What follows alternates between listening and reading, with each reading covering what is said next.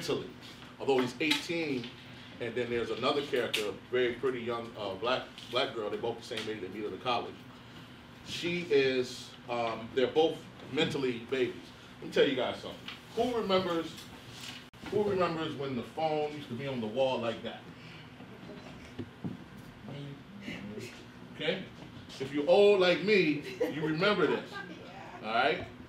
Now, we got smartphones now, right? Hey, what's your name again? Jakai, yeah. Hold up the smartphone. Okay. So right now, at 11th grade, you guys think you know everything. I do. Look, See? See?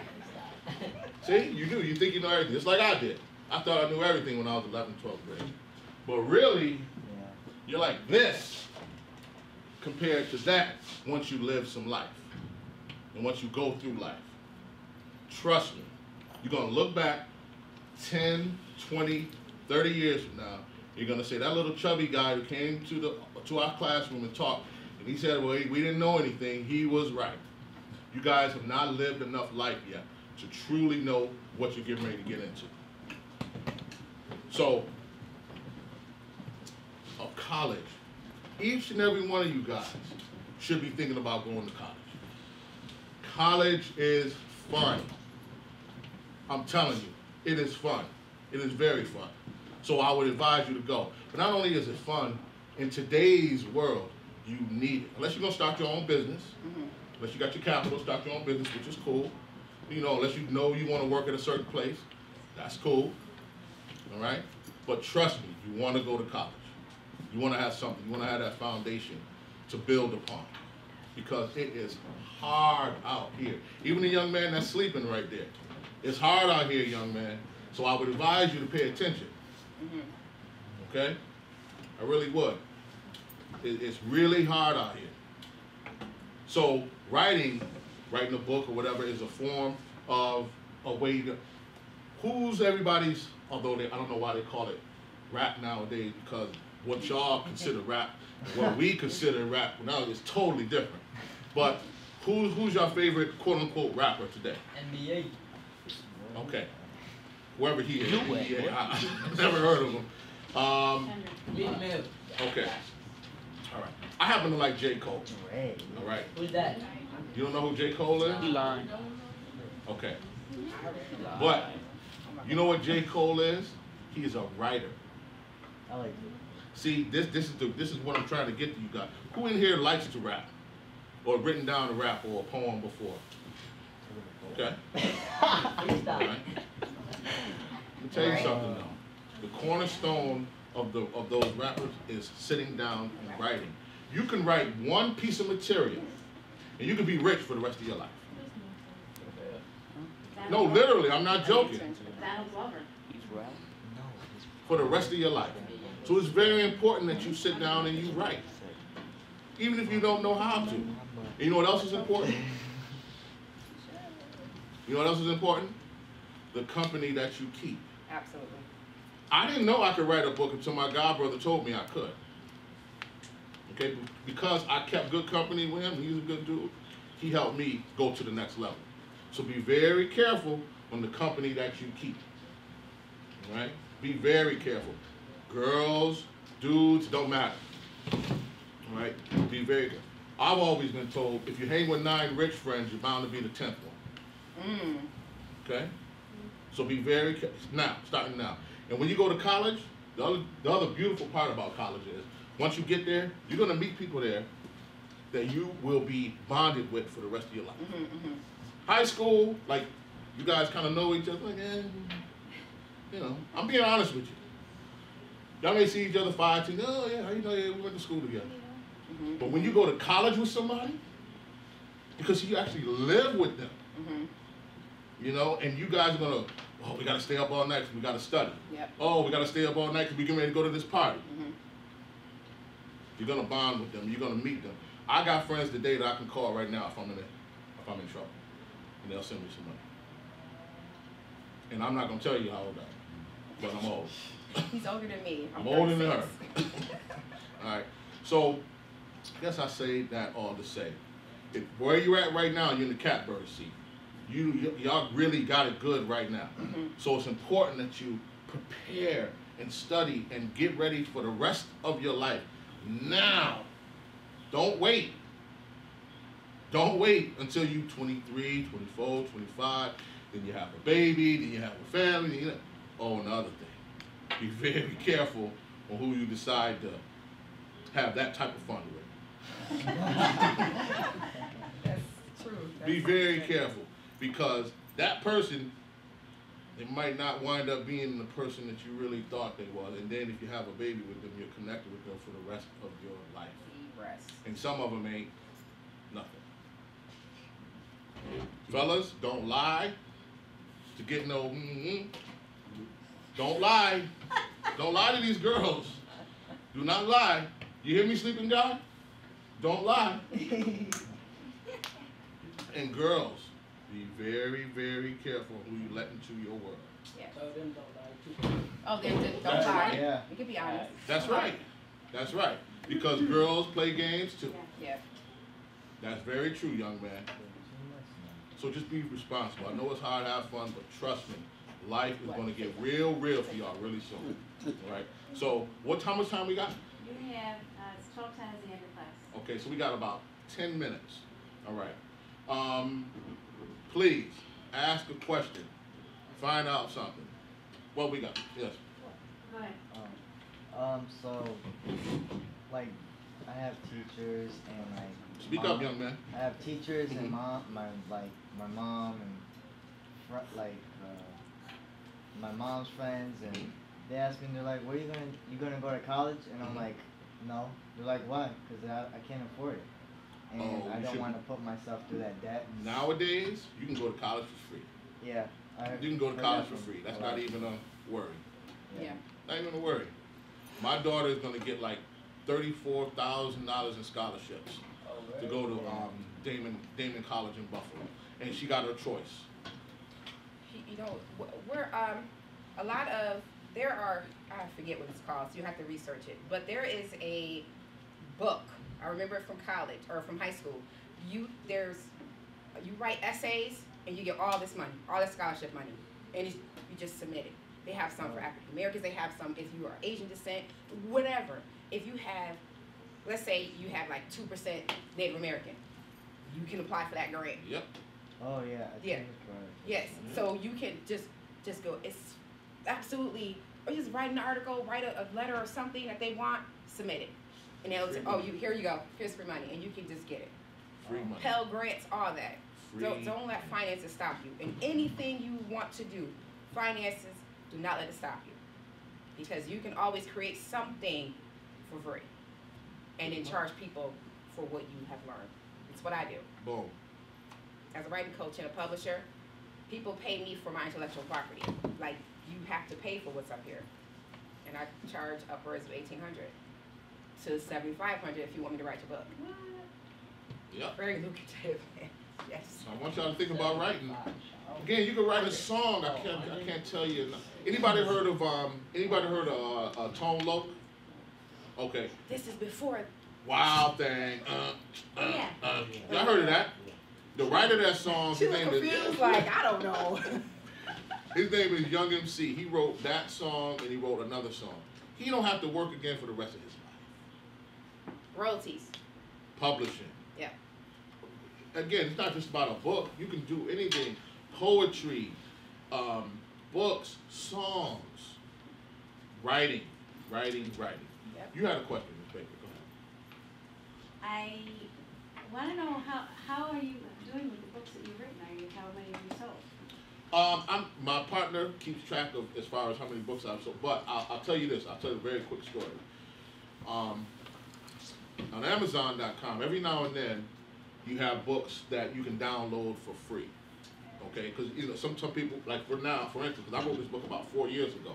The next book is coming out now, so sometimes you'll do that as a promotional. You say, listen, read this book because getting ready for the next one. Mm-hmm. So at one point in time, Amazon, which everybody heard of Amazon.com, at one point in time when we said, okay, we're going to put this book up for free to download. This book right here, Be Boy the Man, it was number 12, period, of free downloads. And you had all these other ones that their faces look, the covers looked different and stuff like that. But when you hit number 12 on Amazon.com, that's saying something. Right. You understand what I mean? And people love the book. You know, they really do. So if you like to, who likes to read? Who likes to read? Come on, I know you're young. Okay, you introverted. Now, I'm gonna tell you something. No. Introverted people, because you observe stuff. Yeah. So you can be a very good writer. Absolutely. You can be an excellent writer. Details. And that's what it is, details. You want to start writing stuff now. Get you a notebook. Start writing stuff now. Absolutely. Absolutely. Well, you said something earlier that caught my attention about if you don't write your story, somebody else will write it for you. Absolutely. True. And the story of our kids has been written for them. It's been written by other people, and it's caused them to think less. There's been a terrible story written about our kids. Right. History books don't tell the right story. Not at all. So. It's our narrative. It's your narrative. It's your story. Nobody can tell it better than you. Because you know every detail of your life. Your mother, your father, your sibling, your best friend don't know every detail of your life. I don't care if we're together every day. You still don't know everything. Because there are some things that go on internally that you'll never see externally. And so when you share your story about your life, when you control your narrative, you can decide what people know and what they do not. Because it's what you want to share. But what I do encourage a lot of my clients is when they want to be transparent, you want to let people know the real you. You have to be mindful about what you do share. Because you have, like a lot of my clients are pastors or public speakers, so they have to maintain an image. So you could share but also be private at the same time. But it is very important that you tell your story. Don't let a second person, a third person tell your story because they won't do it effectively. They can either paint you in a positive light or in a negative. And for me personally, when I write my book, it's going to be a little bit of both. The good side, the bad side. Half the times it's the ones that aren't or haven't been, because it's my story. And so you can't just write all things bad about me just because you have a negative opinion about me. But when I write my story, I share with you what I want you to know, and I leave out what I don't want you to know. But it's still under my control. That's powerful. Did you have a question, young man? How do you keep kids from giving up on themselves? Okay, that's a good question. Because at 36 years old, I still have to not give up on myself. And how I do that is I see what I want before I see it. So I was talking to a teacher today. I told her I'm losing weight. I lost 10 pounds since the 1st of January. I'm 296 now. So my goal is 200 pounds, or to get to 200 pounds. Some days I don't see it, some days I do. Like today, I see, it's coming down. I work out 3 days a week. My trainer said we need to add a 4th day, so we're doing that next week. I watch what I eat. I be mindful of when I eat and how much of that I do consume. But I see me at 200 pounds up here. I see me dropping 96 pounds. It's up here. And I have not yet to see it here. So I encourage you, if you see something here, that means it's possible. You can do it. You just have to figure out how to get there. Because you have to see it before you see it. Sounds good to me. All right, so continuing on with our stories, think about them as we go home tonight. Yep, our website is rlcbaa.org.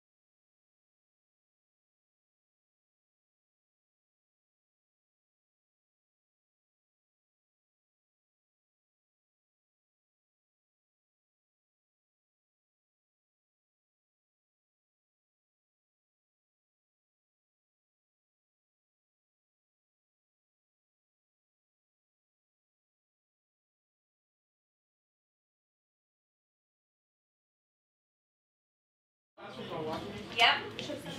Okay. All right. So when our guests are speaking, you're listening.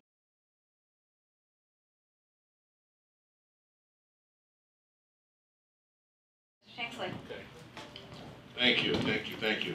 Again, all that I ask, I'm very big. My godparents taught me about manners.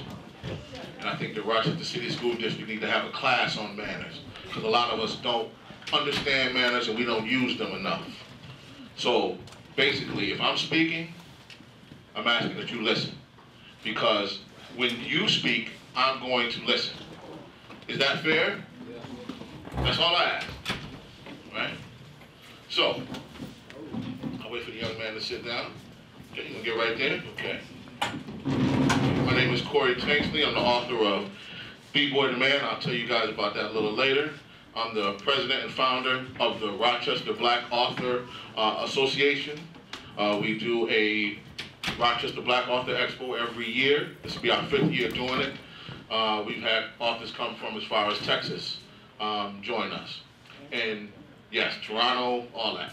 So what I want to do, we're going to talk about the contest that we have. I'm going to introduce my fellow, she's the chair lady of the board, my good friend and sister. Her name is Ebony Nicole Smith. She's going to do some talking, and I'm going to do some talking after her. But again, please give her the respect that I'm giving you guys. Okay? Is that fair? Thank you. I'll talk about it. I promise this. Okay, so as Mr. Tanksley said, Corey said, I'm going to tell you about our writing contest. Can you hear me? No, Need your mic. Oh, I need it? Yes. Okay. So I'm going to tell you all about our youth writing contest. Now, as he said, this is the 5th year. So what we are encouraging you students to do is write a poem or a short story or an autobiography and submit it to us to review. You have the opportunity to win cash and a trophy and the title of one of the extraordinary youth contest winners, okay? It's something that, when it comes to writing, it's your imagination and it's also or your truth, depending on which route you want to take. So when we were talking to the other classes or to the other class, we were trying to get them to understand the importance of writing your story about your life, the story about your life, controlling your narrative. You have to tell people what they should know about you instead of letting other people tell you what you should know about you. So when you write your stories, if you decide to enter the contest, be bold in what you write. Be fearless in it. And know that you're sharing something with the world that could change it. Even if it's just one person who reads your story and become inspired, you've changed their world. There are opportunities that your writing can take you to places you've never thought, just because you decided to put pen to paper or fingers to laptop. So I want to ask: have you all heard about the contest?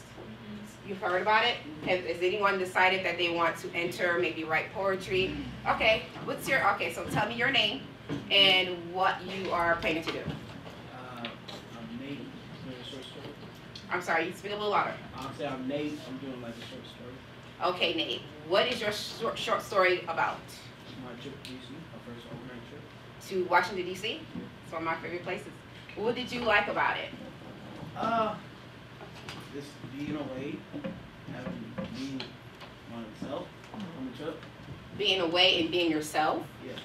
So, was that the first time you left Rochester? How old are you? 16. 16? You have a lot of time to go other places. DC, I would encourage you. Do you work? Yeah. I'm going to tell you what you should do. Get a passport.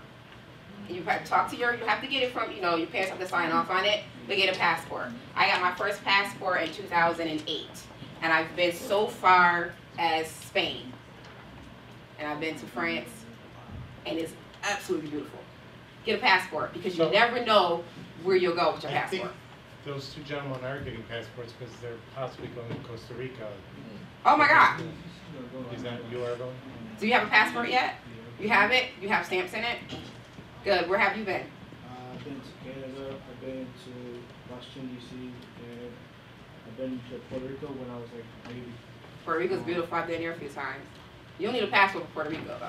And you kind of don't need a passport for Canada just to get an enhanced license. But for you, there's so many places you can go in this world. Get a passport because it's good for 10 years. It's like 90. I think it went up to maybe like $100 for a passport. Don't look like that. But it lasts for 10 years. 10 years, $100. So when you get it and you look at it and you can start, you know what, I think I want to take this trip. And you save for it because that's what you want to do.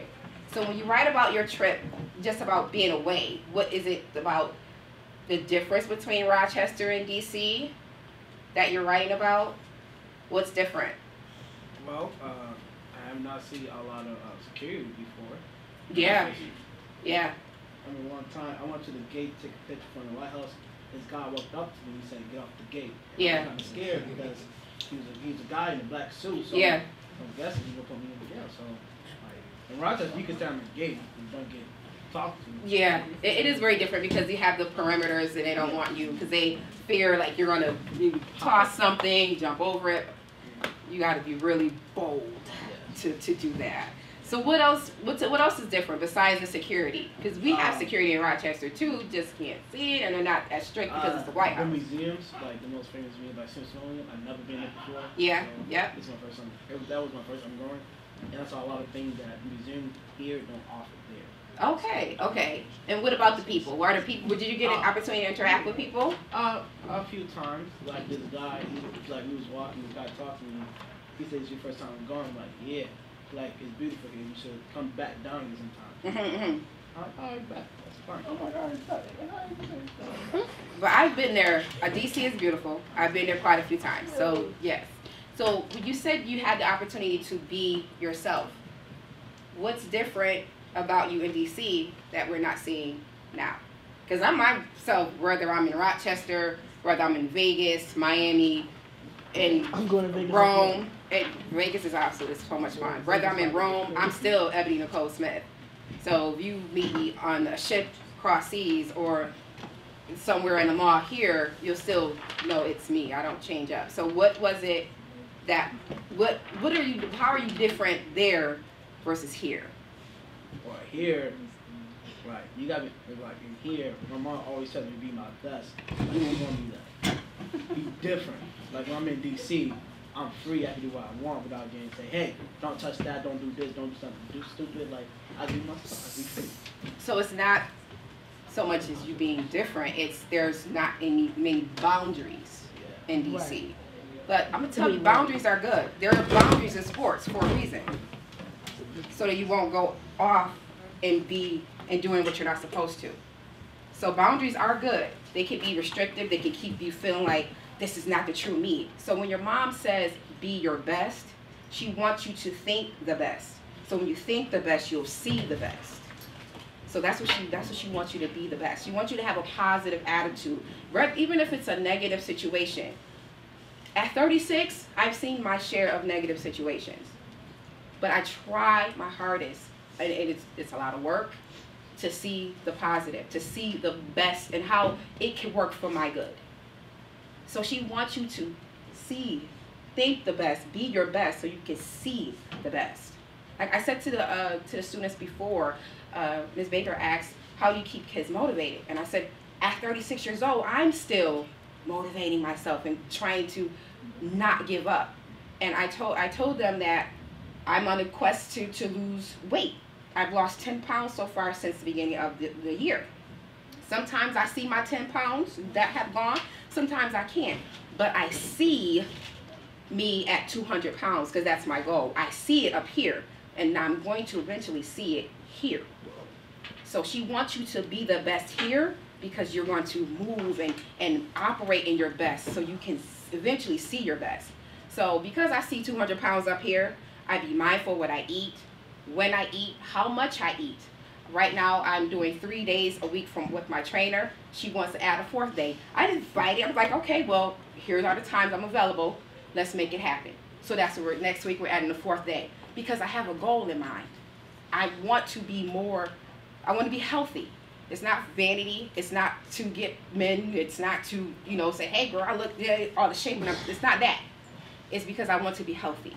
When I came up these stairs, when I got to the top, I'm like, oh my God. And then when we got to the second landing, I was like, more stairs? What's going on? That's me too, every time. And that's the point. I want to be comfortable when I move about. I don't want hurting knees and stuff like that. I don't want the high blood pressure. I don't want these things. So I see it in my mind. So so my body is moving and operating in what my mind sees. So eventually my eyes are going to see what my mind sees and what my body has produced. Who else? Who else is going to write? Who else? Okay, sir. I want you to tell us your name and what part of the contest you're joining or you're entering. My name's Stallion, and I was thinking about doing a poem. A poem? Yeah. Good. Poetry. So on top of being an author, I'm also a writing coach and a publisher. And so I help people, I coach them through the process of writing their books. I have some clients that are poets as well. What are you writing about in your poetry? What are you going to share? The limitless potential we have. The limitless potential. Limitless. All right, now. So what limits do we think we have? Because we do think we have limits. Like I thought, like when I went to the gym, I'm seeing people push this leg press. I'm like, yeah, I can't do that. So my trainer was like, get out here. Okay. And I was doing it. I'm pushing 50 pounds. I'm like, oh, I can't do that because I was limited up here. But then but my body showed me, sis, you can do that. So now my mind knows, okay, I can do 50. Let's add more. You could do more than 50. Yes. So what are some limits that we think that we have that you're going to write about?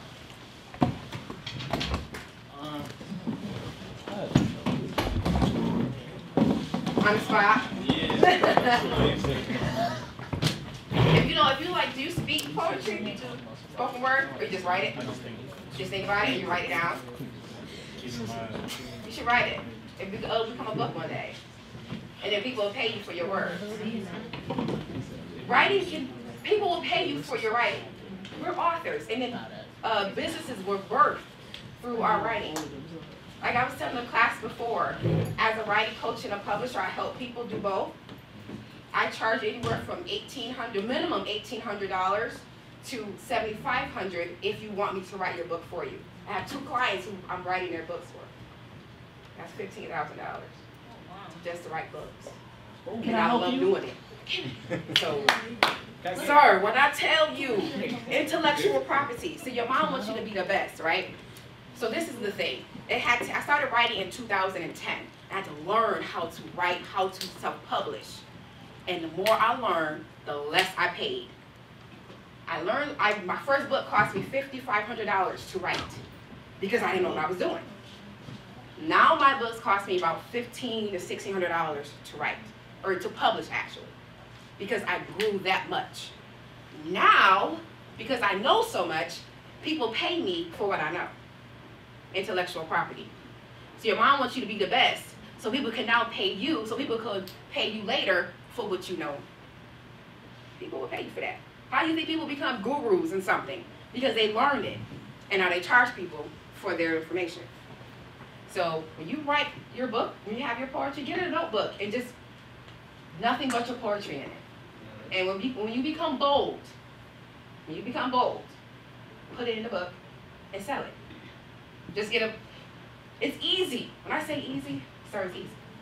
It's not hard. It's just people pay me because they don't want to take the time to learn what I do. Or they don't have the time to do it. They don't want to do it. They just want the end product. Like when we go to restaurants, I'm hungry, and I don't want to cook. So I'm going to pay you to do something for me so I can enjoy the end result. That's me all the time. See, he will be your ideal client. He will be a restaurant's ideal client. You don't want to cook, but you're hungry, come see me. Right. You want to write a book, but you don't want to write it, come see me. I'll do it for you, $7,500. $2,000 down. Yeah. So that's what I want you all to become. My theme for the year is become bold and your storytelling.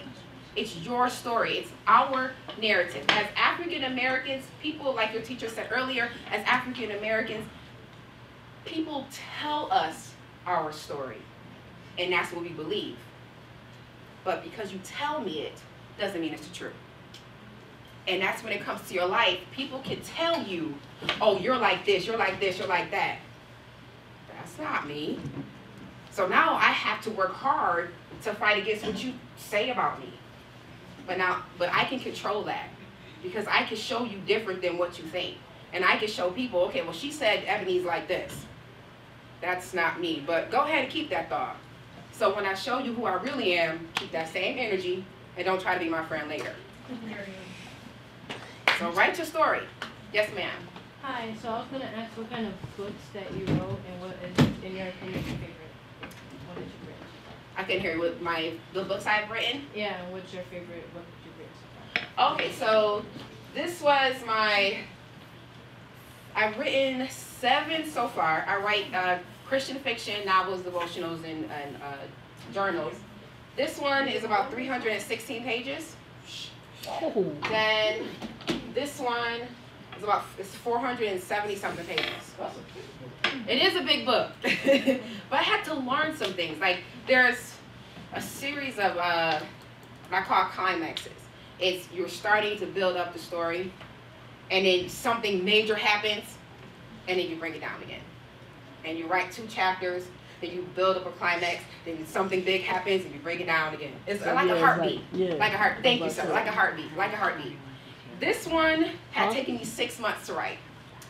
It was a lot of time dedication. I had to sacrifice going out with friends. This was 2010, so I was really into the club scene. And so my friends would say, Ed, we're going out. You want to go? Sure. I would go. Because I wanted to write my book. And I did it in 6 months. And then it had taken me another 1.5 years to actually publish it, because I was trying to figure out how to do it. And I had taken everybody's advice, and $5,500 later, I had a book.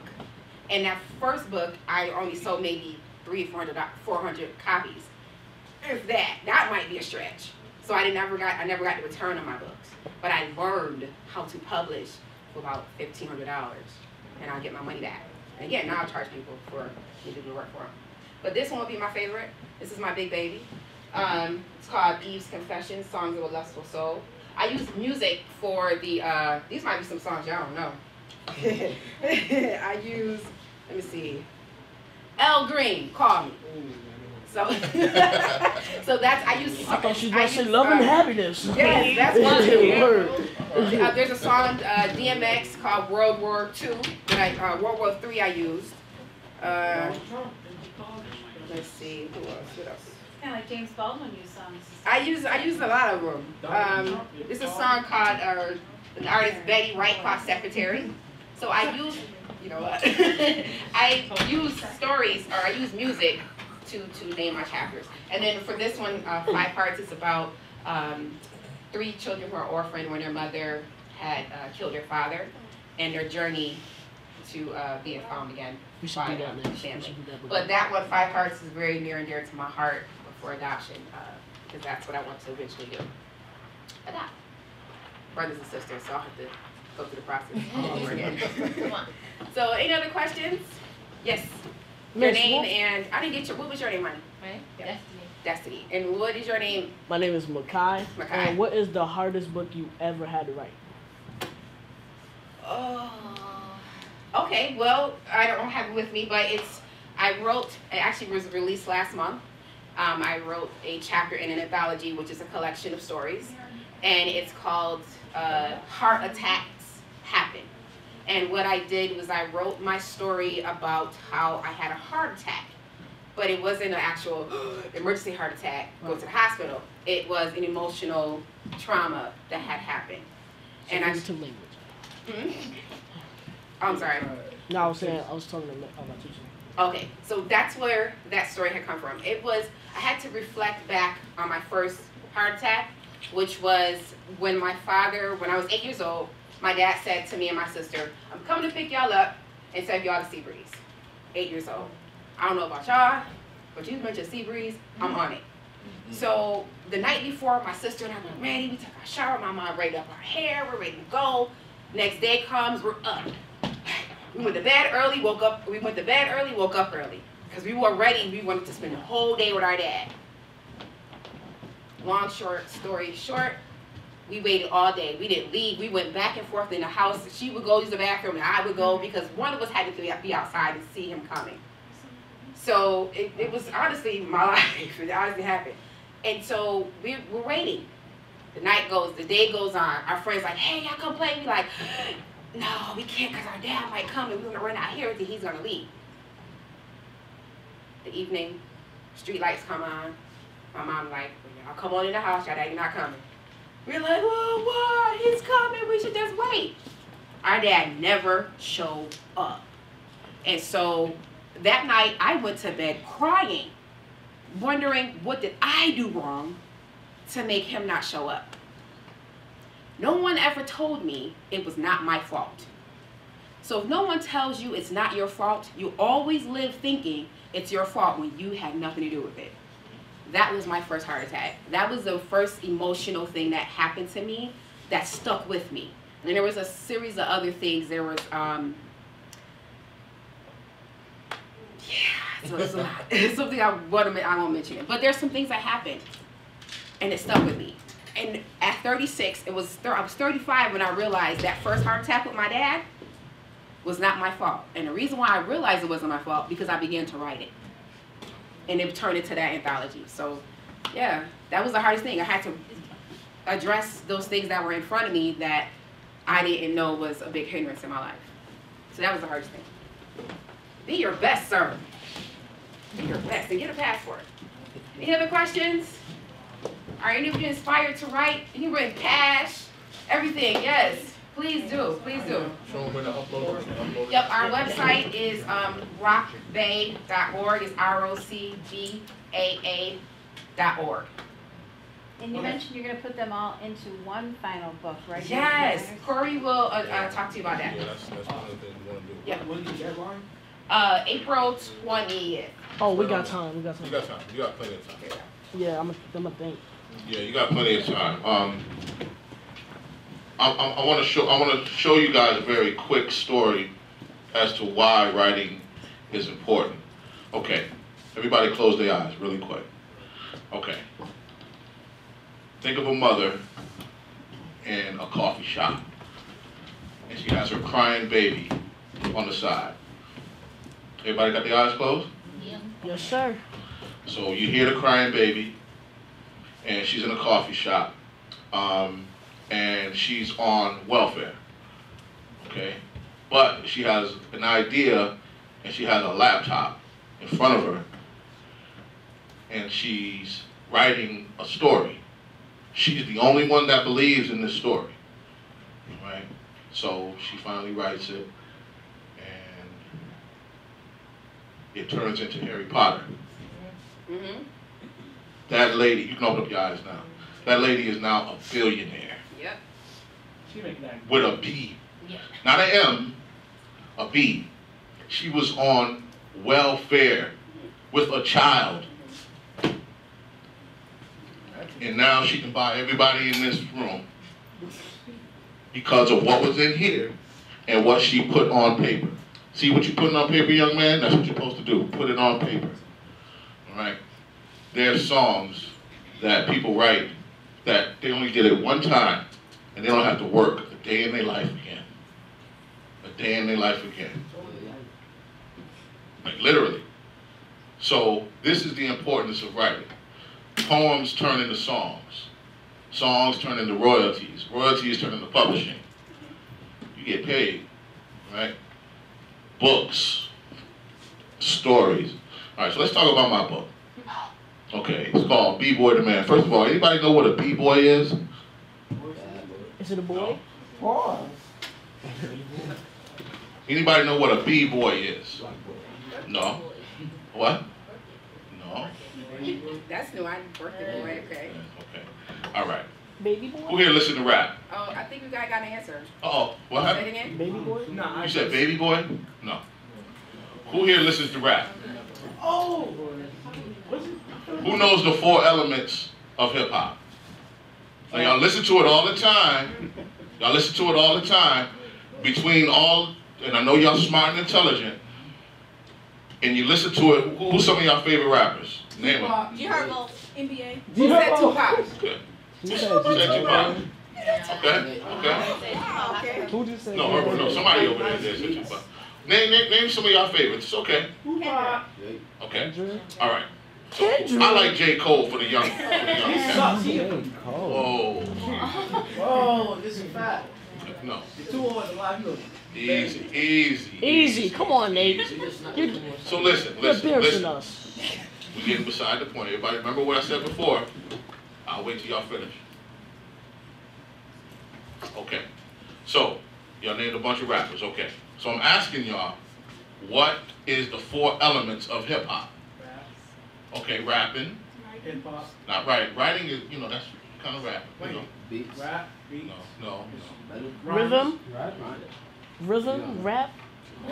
Anybody ever heard of breakdancing? Yeah. Okay, that's an element of hip hop. Okay, so that's one. Anybody ever heard of this? DJ. That's an element of hip hop. Y'all gotta know this. This is y'all culture. This is y'all culture. This is what I came up on. Y'all gotta know this. You said you understand said what I mean? Bluetooth and So, I asked the original question I asked was, do you guys know what a b-boy is? It's basically when the DJ, anybody even knows how hip hop even started? Yes. Yeah. Okay, hold on. Somebody said yes. Who said yes? She did. You say yes? Zaire. Who know? You say yes. Oh, no, not me. Okay, I'm just asking. Okay, do you know how hip hop started? I'm gonna say jazz. Destiny. Because like Okay. that. No. Not where it came from, but how did it actually start? Now, she said jazz. Okay, everybody listen. I'm gonna give you guys a very quick music lesson. Please listen. First, you had the blues. Okay? From the blues came jazz. All right? From jazz came R&B. Okay? Also from jazz and the blues came rock and roll. Yeah. Now, back when I was a kid, they had a whole bunch of rock and roll stars. Now y'all got a whole bunch of rap stars. That's a big fact. Okay? So listen. So from R&B and all the other forms of music, that's where rap came from. Okay? Because what they would do is this. So nobody knows how it started, right? So I'm gonna tell you how it started. The DJs would they would have parties in the park. And what they would do is they would play not necessarily, but kind of, sort of. No, you're right. But listen, they would play in the park and they would play music, and then they would take what a break beat was. In other words, when everything else dropped out but the beat, and they would bring it back and forth. And then people would dance to it. That's where breakdancing came from. So if you're a break dancer, you're a b-boy, break boy, or girl. And so then they would have to have somebody come on the microphone to announce stuff. Oh, Melanie, your ride is here. Yo, stop fighting back there, or whatever the case is. But eventually, that turned into what? Right. Y'all gotta know this. This is y'all culture. Y'all got to know this. And you can Google anything now. So it's no excuse for y'all not to know that. But anyway, this is what the book is about. Young man sets out in 1989. Young man, he's in college, and he meets a young woman in college. And they kind of fall in love, stuff like that. Who's going to college? I'm going. I'm going to college for my mama. No. Okay. Okay, hold on. Again, a very quick story. When I was around your age, there was a guy, his name was Calvin Dance. He was a student teacher. I went to Edison. That's where I graduated from. So, he came up to me. He said, Corey, what are you doing? What are you doing after you graduate? I was like, yo, I don't know. Okay. You know. I got a brother up at Rockport. If you really want to go to school, I can help get you in. All right? Okay. Just like that. Because he asked me that question, this book exists. Everybody's hand should be up, unless you are going to be in your business, have your own business, or you know what job you're going to work. Everybody in here should be going to college. You know why? College is fun. I cannot stress that enough to you. Yeah, College is Ebony. Am I lying? It is. It is fun. College is fun. Yeah, go ahead. For you, honey, let me tell you. You said you want to go to college for your mother. Yeah. So in the last class, one of the students asked, "Did you attend college? What college did you graduate from?" I said I attended the University at Albany, but I did not graduate. Here's why. I went from my mother. I didn't go for me. My mother, in essence, now I think about it, I failed my mother because I failed out of college. It's not wrong to go to college for your mother, but 90% of the reason why you're there should be for you. 10% for your mother, 90% for you. So when you think about 90% of the things you're doing should be for your benefit. Your mother can reap the benefits of you going to college because she can be proud to say, my son graduated from this college. She can have your tassel, she can have your hat, you can even give her your degree. That would be worth it to her. So go for yourself. College is fun. He went to college and obtained an education. I went to college, have great friends, but I have student debt, no education, no degree. So when you go to college, make sure you're going for the right reasons. Go for you. Go for your future. Go for what you see here, and go for what you want to see here. So definitely, I'm not saying don't go for your mother, but go for you. Go for you. And again, Ebony is right. But I had to go back to college when I got when I got older because I played around. I had too much fun in college. But the larger point I'm making is, it is very, very hard out here today. And it's going to get even worse. Okay? Other cultures, their kids, it's not even a question if their kids going to go to college or not. It's not even a question. And nowadays, you can go for free. Yes, yes. So it's no excuse. It's no excuse for you not to be up in somebody's classroom. Again, you can work hard, but you can have fun too. I mean, it's a total different. And again, I know everybody's 16 because they over here talking and they know everything and all that and all that. I understand it. Because I was 16, 17 years old and I knew everything too. But again, I'll use an example. Y'all remember this? Anybody had a household where maybe your grandmother, your great-grandmother had one of these? Yeah, you got. Exactly. Yeah. Right. You gotta know this, right? You got like 5. Okay. All right. So this is, I hate to be cruel, but this is y'all right now. You know the smartphone? I have an iPhone. No. You know the smartphone? Like this? This is the difference. Because y'all think y'all know everything. That's why y'all talking amongst yourself. You're not really paying attention. But I'm here to tell you, life is hard. And if you don't prepare yourself starting now, you're going to be like this. Period. You're going to be like this. I know plenty of people who thought they knew everything and this and that. I thought I knew everything. I'm no different from y'all. I didn't come down from heaven. I came up from hell. Amen. Amen. For real. That's right. So I'm here to, just like Ebony, we're here to let you guys know it's important that you sit down and you write stuff because you can benefit off of that. It's important that you go to school. All right, go to college. Further your education. You didn't got to go to college. Get a trade. Yep. You can get a construction trade, and they will pay you.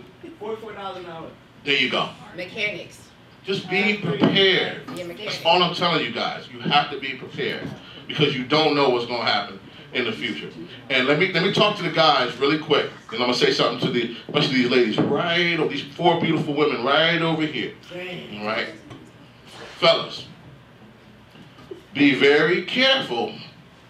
Listen to me. Come on, Nazi, we got it. Listen to me. We got it. We got it. Listen to me. No, I'm gonna be really, really straight up. Cause y'all 16, right? Right.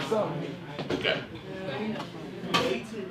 Be very, very careful who you decide to have unprotected sex with. Oh, they don't gotta worry about that. They don't gotta worry about that. They don't gotta worry about that. Listen to me. They don't gotta worry about that. Yeah, listen. Listen to me. I'm telling you this now so you can't say nobody told me. Be very, very careful who you decide to have unprotected sex with. Because you can mess around, you can have a child with that person, and that person could turn out to be worse than a snake's belly. And fellas, do not lie to get that unprotected sex. Don't lie to these girls, they not having it. And girls, don't be playing no games with these dudes either. Yeah, girls. Y'all got plenty of time for all that. That's the point I'm making. Don't worry about that now. Trust me. And ladies, y'all have to start listening more than you talk. That's why you got 2 ears. I know it's fun and games now. I know it's fun and games, and I understand it. We all, Ebony, you've been there. I've been there. Right? Be very careful who you guys let into your world. Be very, very careful. There's some good men out here.